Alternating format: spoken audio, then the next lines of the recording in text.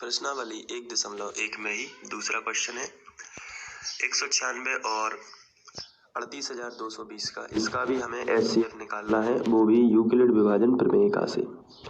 तो चलिए इसको भी लिख देते हैं।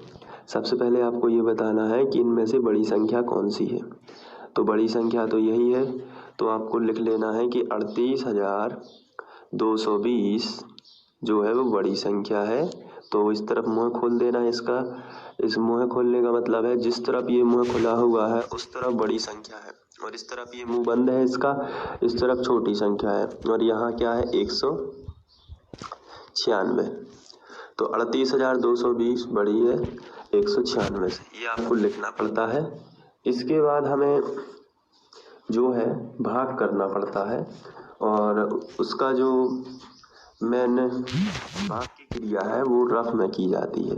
तो यहाँ मैं रफ का यूज कर रहा हूँ, और यहाँ फेयर करूँगा। जो उसकी प्रमेयिका से एल्गोरिथम बनेंगे वो यहाँ चरणबद्ध लिखे जाएंगे।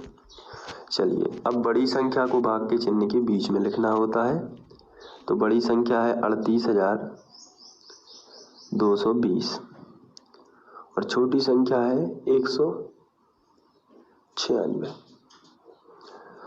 तो अब इसमें हमें भाग देना है। तो 196 गुणित 196 करके देख लेते हैं कितना आता है। लगभग उससे हमें अंदाज़ा लग जाएगा कि कितनी बार भाग जाना है। 6 × 36 की 6 हाथ में हासिल आई 3, 6 × 54 55 56 57 की 7 हासिल आई 5, 6 × 6 6 5 11, 9 4 54 की 4 हासिल आई 5, 9 × 81 82 83 84 85 86 की 6 8 9 6 एकम 9 एकम 9 9 8 17।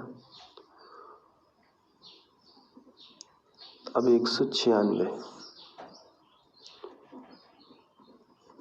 प्लस 6 7 4 11 11 की 1 हासिल आई 1, 6 6 12 13 और 1 14 की 4 हासिल आई 1, 7 और 1 8 और 1 9 और 9 18 की 8 हासिल आई 1, 1 और 1 2 और 1 3। 38,416। ये 38,220 लिखा है तो ये 416 है। इसका मतलब ये है कि ये कम से कम 195 बार जाएगा। अब हम 196 गुणित 195 कर लेते हैं। तो ये इसका आंसर आएगा 38,220। मैंने गुणा कर लिया है, आप लोग गुणा कर लेंगे। और 38,220 हमारे क्वेश्चन में ही लिखा है तो ये डायरेक्ट एक बार ही जाएगा। तो 196 गुणित 195 हो जाता है। यदि 195 बार में ये 38,220 ही आ जाता है और यहाँ से इस पर 0 आ जाता है, इसलिए हम एक बार ही यूक्लिड विभाजन एल्गोरिथम लगाएंगे और प्रमेयिका का यूज करेंगे। यहाँ पे लिखना है आपको बीच वाली संख्या, यानी 38,220 बराबर होगी पहली संख्या 196 गुणित दूसरी संख्या 195 और प्लस में आ जाएगा 0, जहाँ शेषफल क्या हो जाएगा, जहाँ शेषफल